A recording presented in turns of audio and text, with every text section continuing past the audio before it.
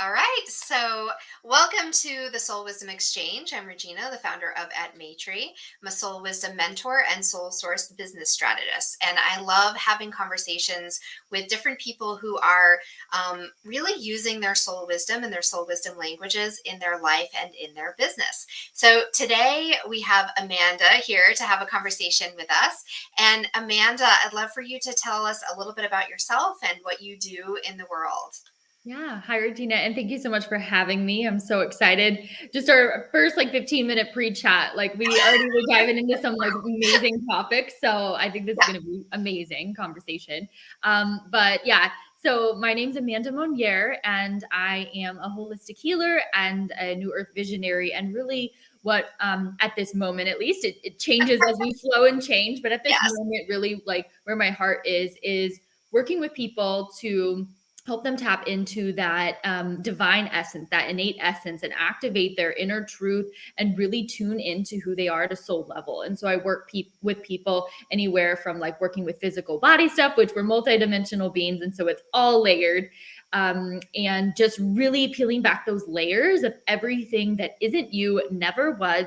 And so we can really just get into that place of your truth and that harmony, bringing in harmony and that coming back to that state of equilibrium, so you can just really thrive and access your divine intelligence, your divine gifts. And so that is what I'm just super passionate about right now, working with people on. And so it's been a long journey to this point. And Tell us a little bit about the journey. I know it's an interesting journey, I believe. yeah. So ever since I was a little girl, I always knew there was this inner pinging in my soul. And I was like, okay, what I was experiencing was there's something missing here. I just knew intuitively at the very young age of 4, 5, 6. I just remember just thinking, that there's just something. I'm not being told everything, but I knew it. It was inside me. And so one thing I have learned is it literally is all inside of us. It's all in our, our cells, our DNA. It's all there. And so I just kind of did the things that we're told to do societally. I did the high school thing, graduated, went to college, got a couple bachelor's degrees, graduated, ended up in a career in law enforcement, bought a home. And it still was that feeling I had when I was little. It was this is just, you have all the things you're told that we're supposed to have, but it still wasn't cutting it. It still wasn't my soul was still just excuse me. My soul There's was something still else. There's something else. Yeah. yeah. And so I was 2 years into my career as a probation officer, and I had this awakening in consciousness and was okay, all the density. There was so much density. My parents had a divorce when I was little.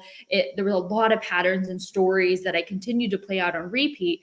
And it was this moment where the universe was yeah, we're not going to sidestep this any longer. And so I've been on that journey for about 8 years, just unraveling and healing. And I've just learned to come to even healing from a place of just trusting, surrendering. It's it's going to show up when it's time to show up. I don't have to go digging for it. It's just been a process. It's been a very humbling process. It's been more kind of that external journey turned inward these last couple of years. When I left my career in law enforcement, I thought, oh, no big deal. I'm going to start my business, just slide right on in there. That wasn't the path for me. The entrepreneurial journey was, it's been a slow one. I've had to learn patience. I've really had to, it's been a very humbling process, but I've learned just so much about myself, so much about just business in general. And I really learned that I wasn't meant to do things in the old way, because there are so many of us that are here to bring in these new templates, these new paradigms. And so those of us that have tried to fit into the mold we're told to fit into, and if that hasn't worked for you, you're probably one of those people. It's Oh, really yeah. meant to bring the new in. So Probably. I mean, that's definitely me. And it's, I would say the majority of the people who would be listening to this podcast, I say listening to, watching, however you're engaging with it, that tends to be a similar, I don't want to say it's the same story, but a similar kind of progression of events for the majority of people who've come on, especially as speakers, but also people who come on and just engage, right? Because it is, I think, a common kind of way for things to unfold. And it happens at a different speed. It happens with a different catalyst for sure. But there is this kind of recognition of something that you've known your whole life and has always been there with you. And I call it your soul wisdom, right? Everybody has a different term for it. Oftentimes people will call it their inner knowing, their intuition, the voice of God, the, universal wisdom, divinity. You can call it a million different things, but it's that knowing, right? That knowing that's always been there with you. And then it gets louder or more clear, or you come to a point where it's like, I can no longer ignore this. And then there's a recognition. And then there's this journey of getting to know that in whatever form it is. And it's interesting to honor that, not interesting, that's not the right word I want to use, but like honoring that journey in the way that's right for you, that's correct for you, not right. I don't want to use that word either. I feel like I need to be really intentional with the language I use here, but honoring how that shows up for you as being sacred, right? That's your journey. And that's what I love about this space in particular. The reason why I started this podcast, this experience, is to really show that there are an infinite number of ways that you can experience this. And yeah, there are some similarities. And we can use those similarities to help us along our own journey, but it's not to show us how to do it in a particular way. It's to help us understand, like, okay, this is the way that somebody else did it. This feels really good for me. This doesn't, right? This is resonant for me. This is like, whoa, I want nothing to do with that, right? So have you had people or experiences along your journey that have played that role for you? Oh, yes. Yes, I have. So I always say, like, because when I first did this, I did the thing where you're told if you want to make a lot of money, you got to invest in yourself tenfold, all that stuff. And so I paid $11,000 for a business coach. And what I say is I ended up with a very beautiful lesson. And that lesson was that it's like we hold the specific codes. And as I dive more into my gene keys. For those of you who aren't familiar with your gene keys, you can pull them on genekeys.com, but it is literally your unique blueprint on how you get to access your power codes, the way you show up, activating like your life's purpose work and what you're here to do. There's like a conscious aspect, an unconscious aspect, activating your heart codes, your Venus sequence, opening up that heart. And then your pearl sequence is all around prosperity and the way that you show up. Like prosperity loves simplicity. And so it's just this beautiful map. And so really what it did is it just kind of provided this beautiful compass for me. And I've been working with my gene keys for 6, 7 months, 8 months now. Time is like so weird now. It's like so not linear anymore. I don't know if you've experienced that. But really what I did initially was that because I always say that it is so important for us to source from our own source connection.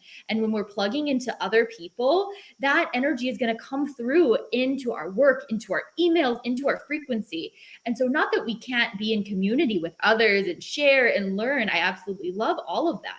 But what I did was I put this individual on a pedestal. She knows better than me because she's said that, X, Y, and Z.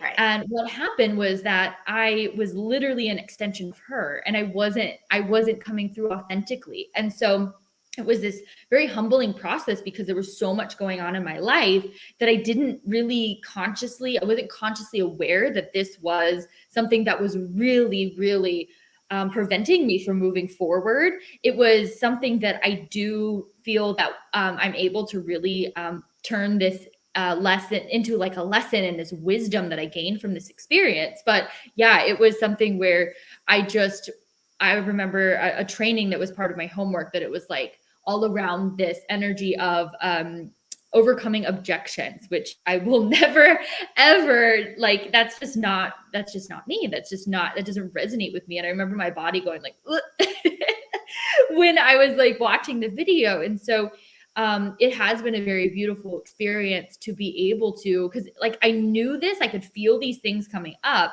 but again, I didn't have that conscious awareness. And so it just really brought me back to this place of alignment, and also this creative kind of ability to really just go with what I'm feeling based on my unique design, based on my unique codes, my energetic codes. And it's just been so beautiful to be able to come from a place and really just understand it at a deeper level, and know that not every journey is the same. No journey is the same.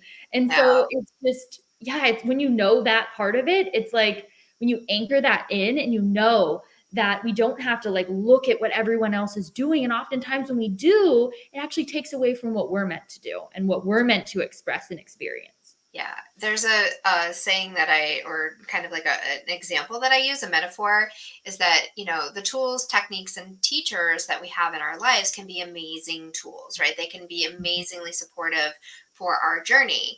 And I kind of use the metaphor of like a shovel is a beautiful tool to help maintain a garden, but it's not the life force of the garden, right?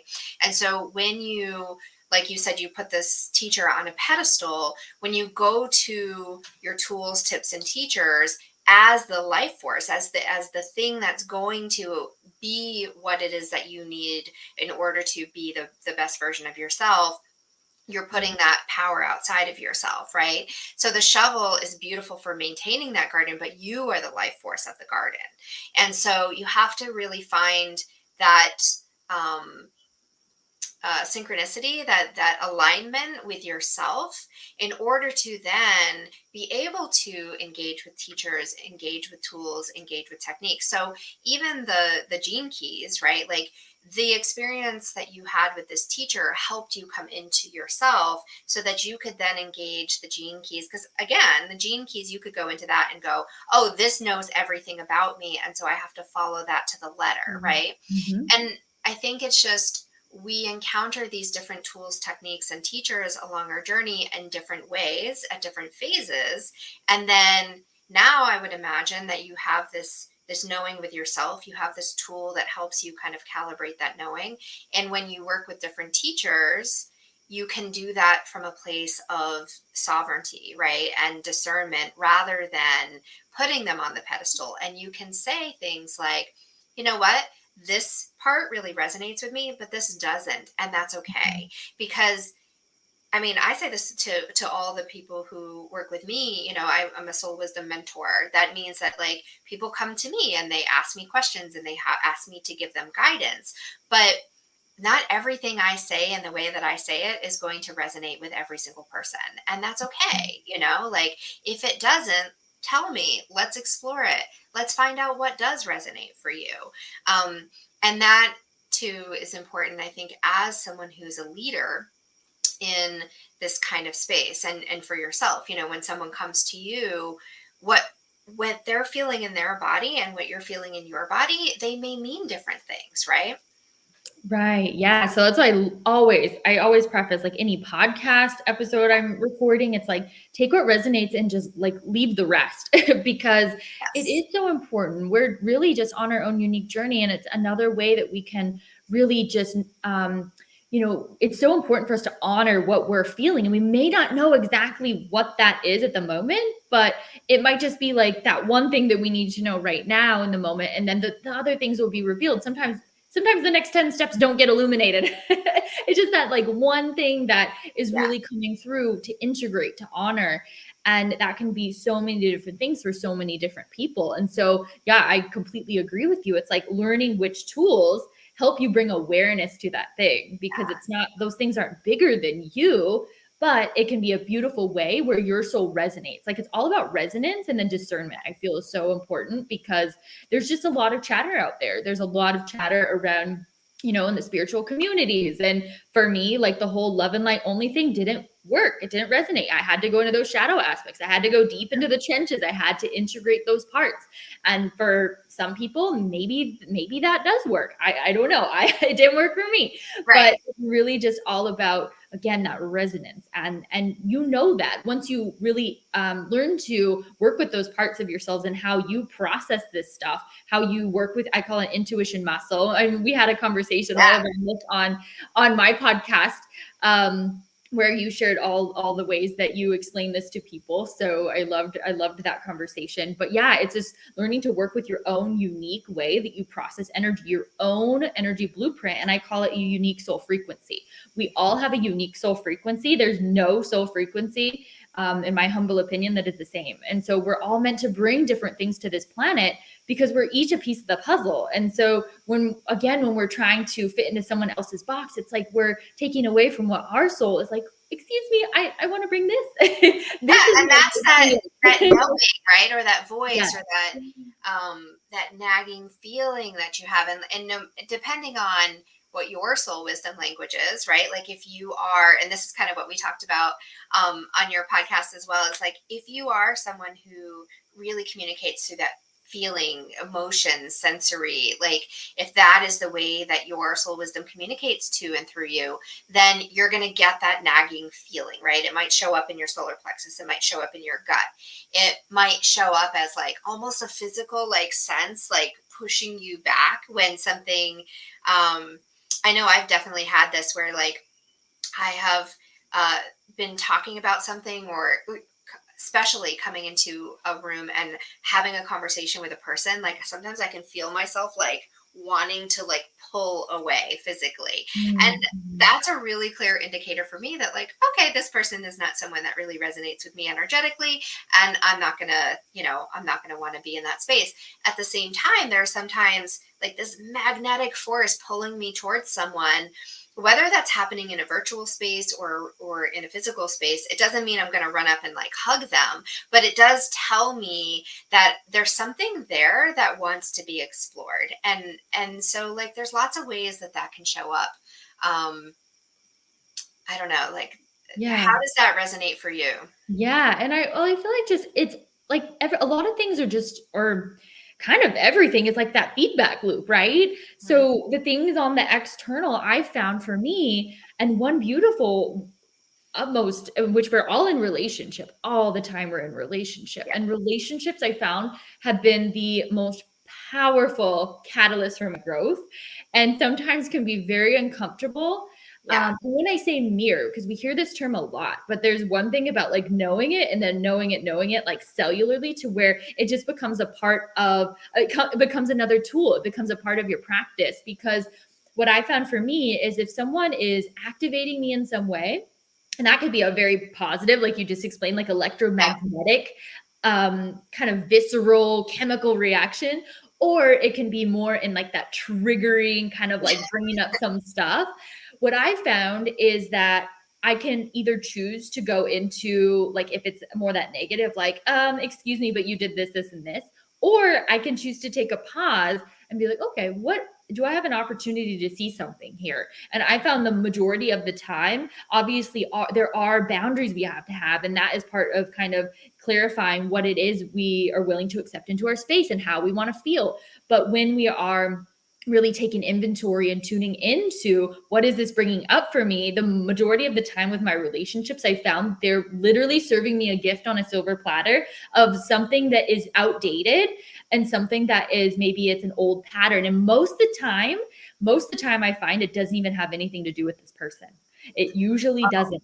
I have a like extreme life situation happening right now where that's the case. And I think Mhm. it's the difference between reacting and responding, right? Yeah. And so reacting being like without conscious engagement, just reenacting the same behavior that's coming back, right? That's that like the mirror reflection of like, oh, this happens, and then boom, it just like bounces off the surface and reflects back exactly the same thing. Yeah. And but the difference with responding is that pause, right? Like where you actually pause and get present with it and take it in and go, okay, what is this gift on the silver platter? Which not all these gifts are like beautiful, wonderful things we want to consume and like wear and rub all over our bodies, but like they're sometimes it's like, oh, the gift is the fact that like this is something that's like rotting and smelly and I don't want this anymore, but it's so clear right now. And like that's been happening recently with me, where there's someone in my um like local space that I've just been like feeling a lot of resistance to.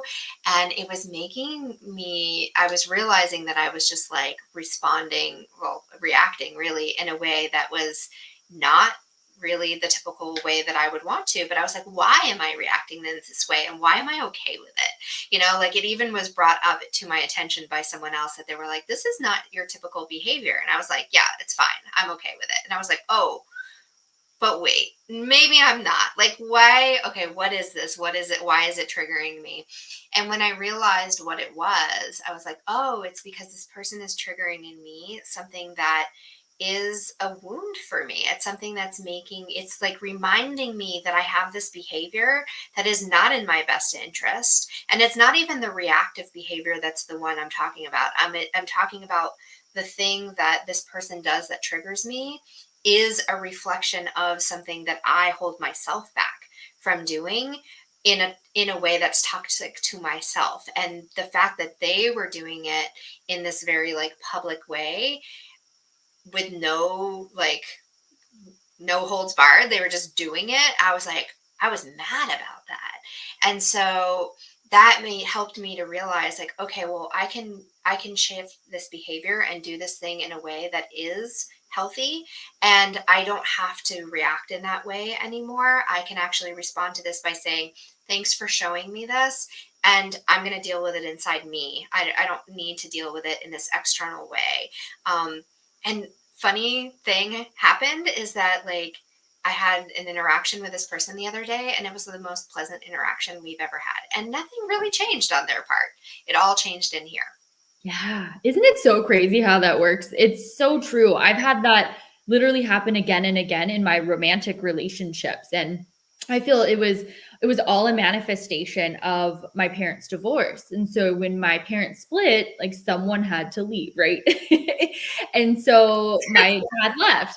And I, as a little girl, because when we have caregivers who, I think it's just as of recent that where it's become a lot more common to be on this internal journey. But I feel when I was a child that there wasn't really that it wasn't really common, right? So when you have caregivers that are kind of just doing their best with the tools that they have, and then I created a perception around this that well, if my dad leaves, then everyone's going to leave. Like my light is I'm too much, and then I'm not worthy of love. All these things, it was compounded, and it's literally been a journey of like 8 years of unraveling this, because this played out in all areas of my life. It came through in my skin. Like I had acne stuff, which is now resolved, because it was part of this identity structure that I held so deeply and that I just believed to be true. And it was literally, and I want to say this because for anybody who's experiencing this, like where you're at is perfect. Also, if it's showing up, it's an opportunity that maybe it's time to shift the pain to wisdom. And your unconscious and your ego, we can call it, I think it's more of an unconscious, but it can be an ego, was just trying to keep you safe. That was Yeah. literally it, because maybe not with this story not going through, like who knows what would have been the outcome. So for me with this, it showed up in my romantic relationships with men, where it was like at one point I'm like, this is like same man different face, like what is happening here? And my spiritual awakening would actually stem from a breakup. So it was like the men would show up, and sometimes it would be this like crazy like interaction where it would just be so wonderful, like this soul connection. And then it would just like literally be ripped out from under me, and I would go into this state of just immense collapse.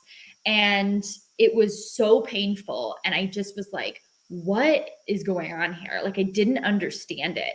And so after 8 years of really going within and really learning like what the underpinnings and the layering of this, because it was so nuanced and so layered for me personally, like some things I've been able to shift in an instant, other things have taken a lot of love and a lot of time, because it actually comes back to this conversation of relationship, because it actually becomes more your relationship to yourself first.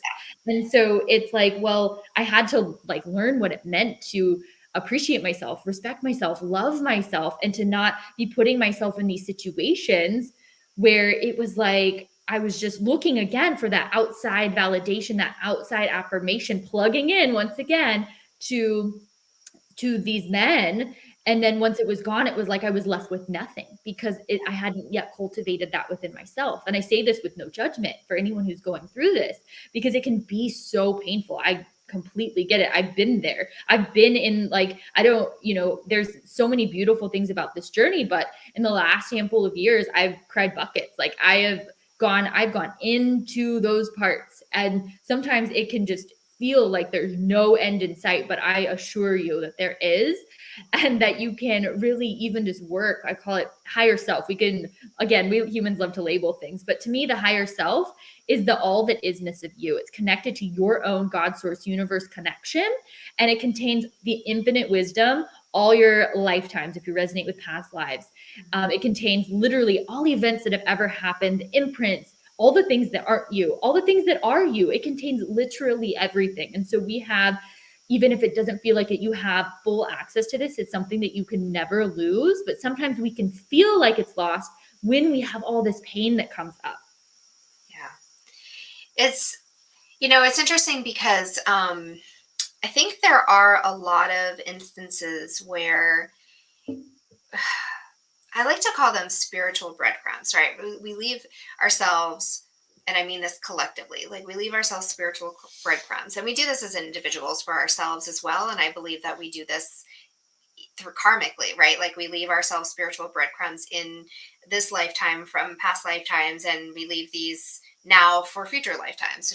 I think they're all happening at the same time, but that's another story. I do too, actually. Yeah. It's just easier to talk about it in a Yeah. linear time frame when Mhm. just to explain it for our human brains. Yeah. But Well, if it's coming up in the now, it's happening right now. So that's like the exactly. easiest way can explain it. Yes. In multiple ways, in Yeah. multiple versions. But um, where was I going with this? Okay, so we leave ourselves these spiritual breadcrumbs, right? And that's what it comes across, I think, a lot of times as you referenced earlier, the love and light, right? Like having these terms, phrases, like touch points for these really deep spiritual experiences. And I mean, even the term, the label, we've talked a lot about, like we like to label things, right? Because that's how we communicate the most. That's not even the most, but it's one of the forms that we communicate with each other, especially in relationship. We verbalize things. We label things. We write it down. We share through language, written and spoken. And so when we do that, we're giving ourselves or someone else an access point to it. So the term spiritual awakening, if you've ever gone through a spiritual awakening, and I believe we do that several times in our lifetime, some conscious, some unconscious, you know that it's not as simple as two little words, right? Like this is like a whole thing.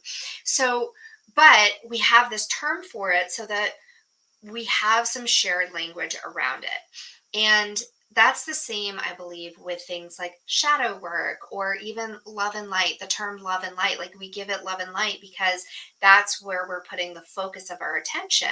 But it doesn't mean that that's like the only thing that's happening. Sometimes, in order to really go deep into that shadow work, we need to bring in the love and light so that we can then heal it, right?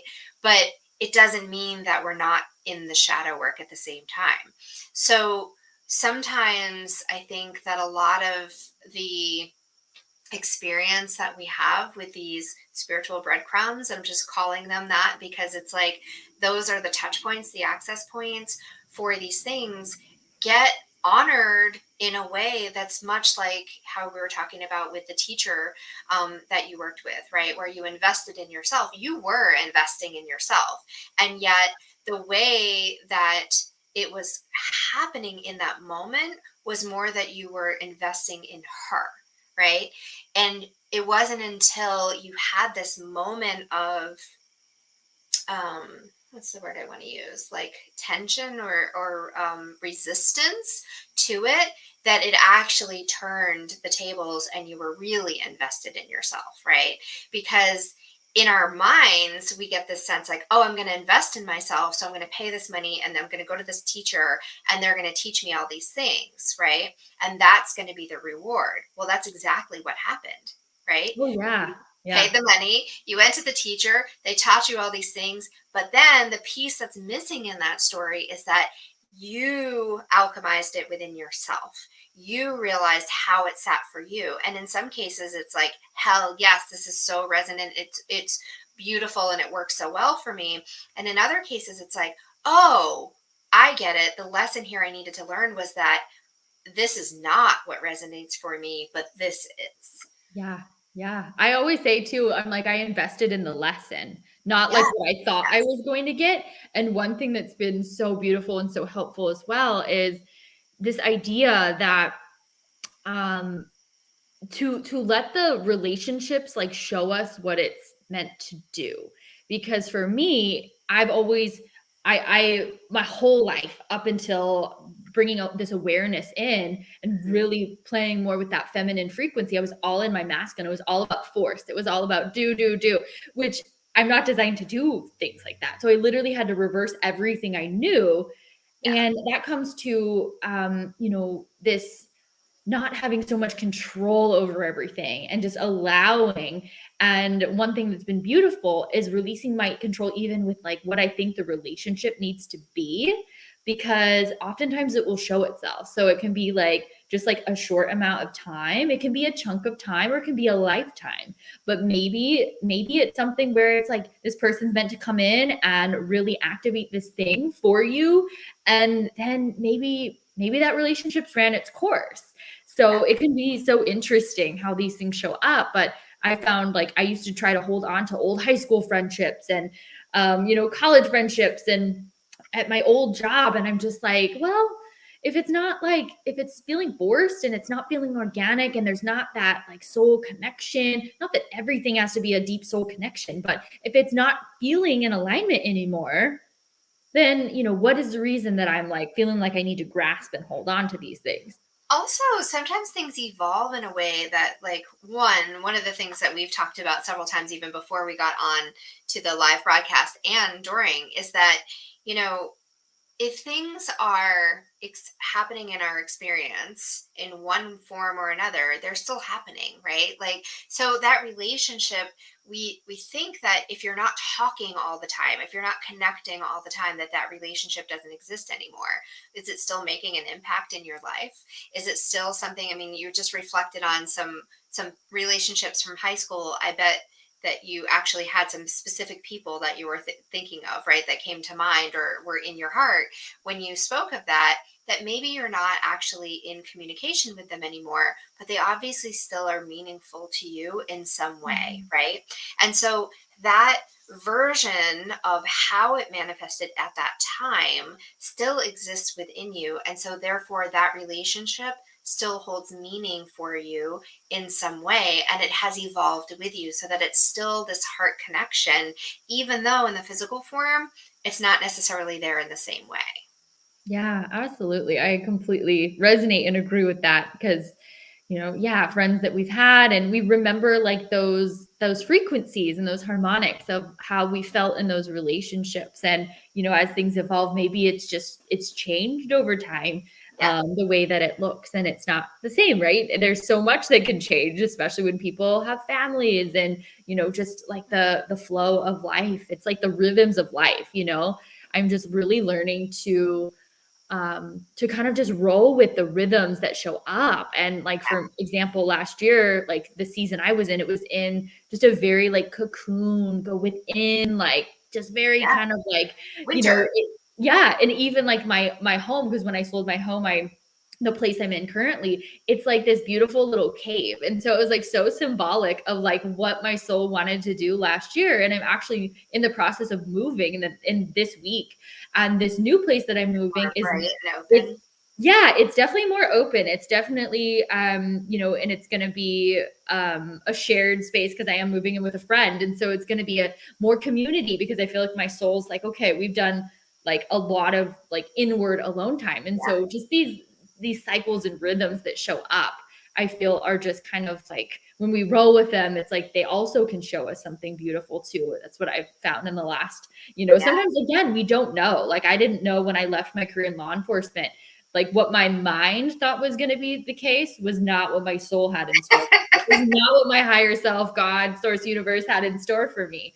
And so it can also be these very humbling phases, because again, going back to like, we're not all meant to like do it in the same way. We don't all manifest in the same way. We No. don't. Like, I tried following all the like principles of how we manifest, and like I found we don't all manifest the same. No, because we're all like, yeah, we're all different people and we're all in different seasons in multiple ways. Like one of the things that I teach about that I really love like exploring with people is your personal seasons. And so what are the rhythms of your personal seasons? Like how does that show up in your day? How does that show up in your year? How does that show up in your life, right? Like what season are you currently in? It sounds like in a collective sense you're more in like a spring, right? You're starting to come out of your cave, you're starting to connect with people, you're starting to kind of like have this rebirth. And yet there's probably still parts of you that are a little bit still in that cocoon phase, right? Like still in that winter phase. Maybe it's more in your heart, maybe it's more, you know, different parts of your or spheres of your world, right? Like maybe in relationships you're not quite ready in the love sphere to go into that space, but in the friendship sphere you are, right? And I'm using this just kind of like, oh, you know, broadly, Yeah. but at the same time, there's always this collective rhythm that's happening as well as nature, right? So we can learn so much from nature. Like if I look out my window, you know, today it feels very much like spring. Yesterday it felt like summer. The day before that it felt like fall, right? But technically, where I live, we're in the energy of spring. My brother lives in Colorado and just got like feet of snow, which is it's not actually that far from where I am physically, but like I mean it's depending on how you look at it, but like it's a couple hours away and a plane ride, right? And yet there's like huge amounts of snow there, and today it's like sunny and bright here, and so nature is having all of these seasons, but they're having nature is having like sometimes there's a little bit more of like the energy of fall happening even in spring, and some years, right, spring lasts a really long time. Some years like this year fall lasted a really long time, winter lasted a really long time, and spring has been relatively short. So we can learn from that and understand that as individuals that's going to happen, right? And then in our relationships that's going to happen, in the collective that's going to happen. So how can we just be present with where we are and acknowledge and honor that someone else is in a different place and still coexist, right, in a harmonious way? Yeah. Yeah. And I love that you mentioned that, because I feel like that is totally the case, especially those of us who, that if we're very sensitive to weather, like if it's a cloudy day, like for me, and I think a lot of people are, like, if you're very sensitive to those rhythms, for me, it's like, I want to bundle up and I don't really want to go anywhere. I kind of want to be inside. But when it's a sunny day, I'm like, okay, we're going to the beach. I live in Southern California, so we get a lot of sun here. And that's part of the reason I moved down here, is because my soul just wanted to be close to the water. So it's even like the elements too that we're attracted to and that our soul is pulled to. For me, it's just so close to the water, and there's just such a resonance down here. And so I feel that, you know, for some people, it's like the mountains, there's such a resonance with the mountains and with certain geographical spaces. And sometimes there's something there for us. This year I have the intention of going to Sedona, but I hear that there's the most like magical just frequencies in that space. And so there's even like, I'm not like an expert in this by any means, but like the ley lines and like just like the grid systems of certain spaces can also be very activating for certain people, like just by being geographically there. Like I have a theory. So it's my understanding that this area of Southern California and the waters here are very close to where the ancient civilization of Lemuria is, whereas Florida is close to the Atlantean civilization, that ancient civilization. So, you know, if you're resonating with that, like it could all be tied to all these ancient things, because I feel like, at least from my very humble perspective, like the more that we expand our consciousness, the less we actually know about the inner workings of the universe. Because I'm like, oh my gosh, like it just opens up so much. And it's just literally, this is kind of the conversation we were having before we got on, just around this expansiveness. I saw the movie this weekend, Everything Everywhere All at Once, and I was sharing with you that it was the most like it was the most if you're plugged into kind of like the metaphors and things, like there was such a beautiful story. But if I'm just watching it at its surface level, it's the weirdest movie I've ever seen in my entire life, ever. Yeah. But it was so wonderful because there's so many activating frequencies in it. And like what I got out of it is like the universe is actually inside of us. And there were all these parallel timelines literally happening all at once. And it's like when we make a shift in this timeline, it expands time and it shifts all the alternative timelines because it's all connected. It's all connected. It sounds so esoteric, but it is. No, I love it. I actually see timelines like a Rubik's Cube. I'm a very visual person, so like this, I get these visuals. But the way that I see it, the best description that I've ever kind of been able to articulate is that we each have our own Rubik's Cube, which is like our oversoul, right? Like all of our souls, all of our lifetimes, all of our karmic lessons, all of like everything in our personal existence exists within this Rubik's Cube. And everyone has that, right? And we're all kind of like existing in this space together. But as something aligns in my lifetime, it's like the faces shift, you know how they have kind of like the different colors on each side of a Rubik's Cube. Hopefully everybody knows what a Rubik's Cube is, but so like as it shifts, there's an alignment, right? And sometimes there's a contrast in those colors, and sometimes there's a harmony. But when those two shift and they come together, that opens up the opportunity for us to heal a wound or to create or close a karmic contract. And as those shift, and we have these other, all of our, what I would call our soul family, or the people that we're kind of moving through in this particular lifetime, as that shifts and it's in alignment with yours, like for instance, you and I, somewhere on our Rubik's Cubes right now, there's an alignment, right? This is why we're in this space together having this conversation.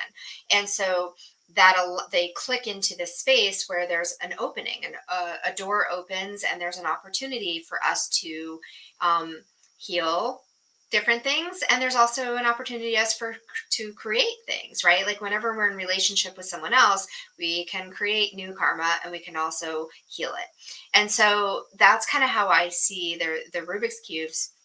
And this actually, I don't think that happened on this particular day. But the first time I ever, when you say the words everything, everywhere, all at once, and the fact that you brought up Sedona in the same breath of saying that is really interesting to me, because the first time I ever had this experience where I experienced everything, everywhere, all at once was in Sedona. And I had this day. Occasionally it happens, less so frequently now that I've learned how to work with this energy. But on that particular day, I had this experience where every single thing that was happening around me was a lesson. There were all these sequences of storylines happening at the same time. So, like, I was seeing a story unfold with animal symbolism. I was seeing a story unfold with colors. I was seeing a story unfold through food. I was seeing a story unfold through human interactions. And each one had like its own storyline that was happening. And I remember, like, at first I was trying to capture it all. I was like, oh my gosh, what is the symbolism? Oh, okay, there's a dragonfly, and then there's a lizard, and then there's like, and I was trying to like capture it. And I was like, but wait a minute, but then I see these patterns of colors happening, and then there's these scents, and like I realized at some point that I could drive myself completely insane trying to capture all of this, and I would actually miss it all because I wasn't present with it. And so eventually I was just like, you know what? Let me just take it in. Let me just experience this. And as it unfolds, and as the different parts of the different stories start to come together, I'm going to appreciate them, and I'm going to stop chasing them and trying to figure it all out. And it was like one of the most amazing spiritual experiences I've ever had. And that's, I don't know why that all just came together, but like, that's kind of how I take that of, we have this complex Rubik's Cube of things that's happening all the time, and we can try to chase them. Like we can try to figure out, like, what is this teacher teaching me, what is that tool doing, what is this happening, over here. Or we can surrender to it, like you said earlier too, of just being there, letting it be, letting it unfold, letting the teachers show up when they show up, letting ourselves pause and respond. And sometimes also just being like, okay, that happened. I don't know what it means, but it was significant in some way. And so I'm just going to like tuck that away in my consciousness somewhere. And when and if it's meant to come up again, it will. Yeah. Oh, I absolutely love that. And I feel like you brought up like presence, and I found presence to be one of the most powerful things in my life. And whether that be tuning into, I found a beautiful practice in doing breath work. So Mm, presence can be so many things for each of us, because again, it's like we get to make it our own, right? So yeah. presence can be acknowledging what's going on and just like putting a hand on your heart and just sitting with it. Again, it's like just allowing like what's showing up in the moment, because so oftentimes it's like we're 10 steps forward into the future, or we're like ruminating in the past. And when we're in either of those, it's like, well, it's almost these silent instructions of like the now just isn't cutting it, right? So if the now isn't cutting it, then oftentimes I've found that when I'm in that energy, it's like, the manifestations aren't showing up. And it's like, I'm in this more kind of like avoidance of what is and what I want it to be, rather than just saying, okay, like this is what I'm experiencing this moment, good, bad, and different. Like, and again, I say good and bad because we again love to label things, but Right. maybe it's just dense emotion, Yeah. expansive emotion, contracted, expansive, contracted, somewhere in between the two, because everything does carry a frequency. So, the frequencies of guilt, shame, and worthy, those emotions are very like, they feel very icky to us. Like I personally don't love being in those frequencies, but like love, joy, peace, like all of those frequencies, they feel very good in my body. But if we have a lot of if we've had a lot happen in our lives, oftentimes it's like, those things do come to the surface. And I found it's like, oftentimes they just want to be seen, felt, heard, understood, just take a minute. It's like, even, when we can talk about like, the inner child work, or even how we would hold space for a child. If a child's crying, we wouldn't often, at least I think most of us, if you're listening to this podcast, wouldn't be like, hey, suck it up. Right. We're going to go over here and do this. I feel most of us would be like, okay, it's fine. Like, and not Let's even it's fine in the way to escape it. Like, come here, like, just feel, like, just just be allow with it. it to move through, because emotions literally it's just energy moving. It's a sensation that comes up, produced by the different organs of the body. And so then you have this energy, and it's seeking resolve in the acknowledgement. And it can be in whatever way we need to get that out, whether we're hitting a pillow or we're crying, it can be a variety of different ways. Maybe we're singing, maybe we're laughing. Laughing is another way we release energy. You can release energy through Yes. laughing. So, and I feel like it could even be kind of the denser emotions you can release through laughing. Oh my Laughing gosh, is a beautiful definitely. medicine. It breaks it up, right? And if you think about like sound healing, when you bring percussion, which is that, like I feel like that's kind of what's happening when we laugh, is we're breaking up that density, we're breaking up those lower frequencies to be able to move them through sound. And like think about how often laughter and tears come together, right? Like at one point, I think I had on my website somewhere, like, in a session with me, we might laugh until you cry or cry until you laugh. And, both are welcome. Because it's true, like sometimes, so often those two things come like in conjunction with each other. The other thing that was like really coming through, that wanted to be said when you were talking about those lower frequencies and feeling icky, like they're activators, right? They're catalysts for change. Mhm. And what you said was like, I don't want to stay in those, right? Like I might want to stay in joy, of course. Like who doesn't want to stay in joy? Who doesn't want to stay in bliss? Who doesn't want to stay in those energies? But like those other frequencies, when they come in, they're activating us, they're motivating us to move on. And the image that I got was like a bee sting to your butt. Like if you get stung on the butt by a bee, and all like, taking out of account, like if they're allergic to it, whatever. I'm just saying, like if something pokes you in the butt, like you're gonna get up and move, right? Like you're not gonna just sit there and be like, oh, what is that? Like I'm gonna sit here and just like rest in it. But we do. right? We do sometimes just sit and rest in those uncomfortable emotions rather than being like, oh, that was telling me to move my ass. Like, like, what am I doing? Where is it trying to point me? And it doesn't mean we have to run away from it, but we have to really kind of get clear and be present with, what is this telling me? Why is this telling me to move? And then that's, I think, where that real power comes in. Yeah, because it's all in that contrast. Like, I feel where we're at right now, as human beings, we're always going to have emotions Yes. unless we evolve into some different species. I don't know. But where we're at right now, right? Right now, So, we're still in it. yeah, right now where we're at is that we do have emotion. And with that comes contrast, polarity, duality. Yeah. There are some people that, let me give an example. Like, if we were just handed everything on, like, here you go, like when we joined whatever, when Right. we decided to come here, there wouldn't necessarily be that journey, and there wouldn't, and that's, the beauty of this is getting to pivot and to experience the, see, feel, taste, touch, all the senses, all the, things that encompass being here in this reality. And so, the contrast is sometimes it's like those heavier emotions. Like I shared last year, I was literally in the heavy emotions more than I was not in the heavy emotions. And so I learned again that if I tried to, and this is actually one of my shadow frequencies that is in my gene keys, it's called entropy. So it can be these bouts of depression and these nothingness. And what I found is that there's actually a chemical reaction that's trying to happen in the body. So I found that the physical body is so important because we can have these epiphanies, the aha moments, the breakthroughs, but then there's also a chemical reaction that happens in our physical body. And sometimes when we try to pull ourselves out of it, we stop that process. And so what I found is just allowing what process wants to happen, because it goes back to the societal programming. Like if you're here, like laying on the couch, in You're the doing nothingness, nothing. yeah, You could be doing the most important work of your life. yeah, It just yeah. isn't active in the way. Yeah. Do you have Scorpio in your, where's Scorpio in your Yes. chart? So I am a Aquarius sun. I believe I'm a Cancer moon and a Scorpio rising.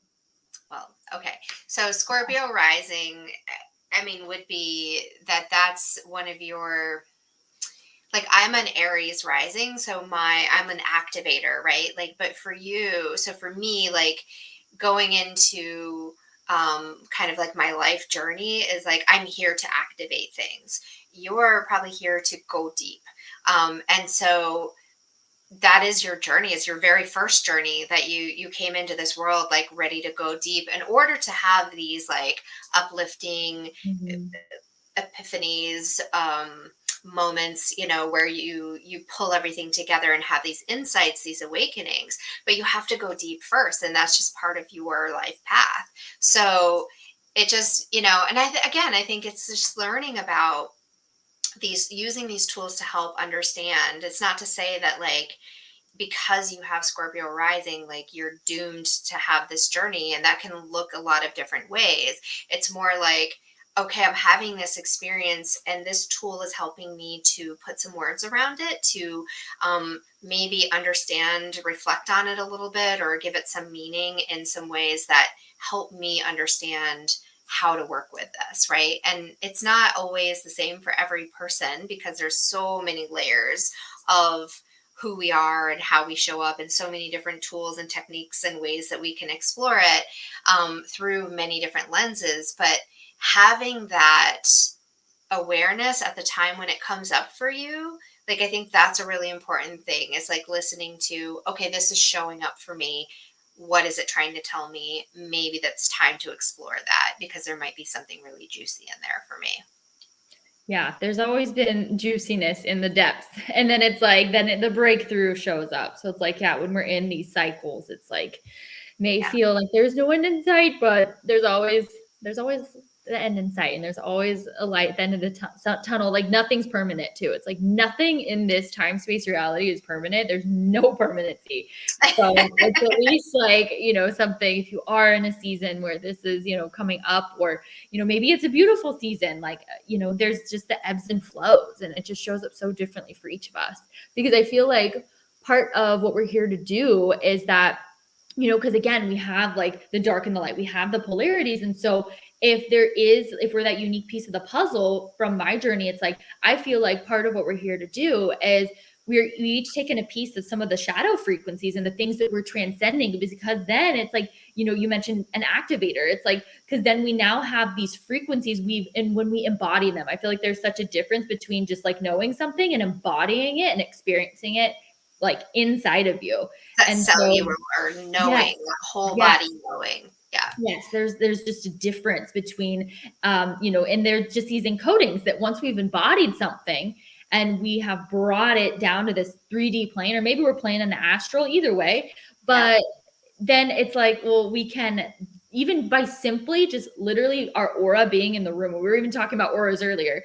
Yeah. That in and of itself, those codings can activate this remembrance in somebody else. And maybe that's literally all it was meant to do. Like maybe even just this conversation is meant to activate something in you. And then it goes no further, on your path with Regina and I, it's just, it can just be so simple as that. And then it sends those ripple effects out into the collective, which can then activate your gifts and this remembrance. So it's like this integration, which I found to be, it's just kind of cool how this works, but that's just, It's super cool.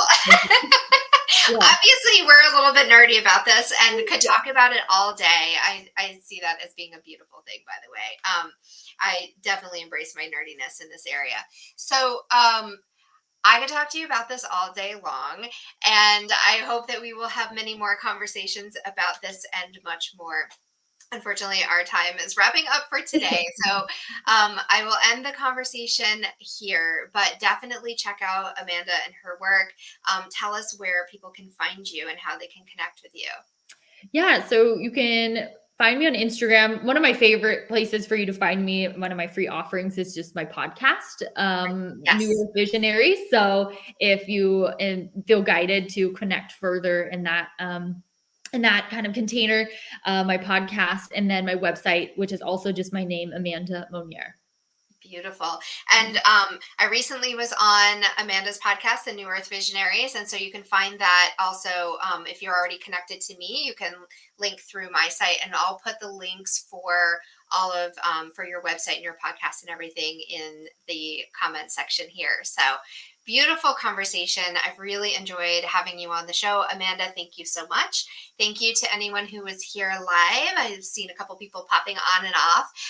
And for all who are experiencing this in exactly the right time and space that's right for you. So connect with me at Matri and we can explore more. And I'd love to join more space with you here back again next week on the Soul Wisdom Exchange. So have a beautiful day, everyone. Thank you. Bye.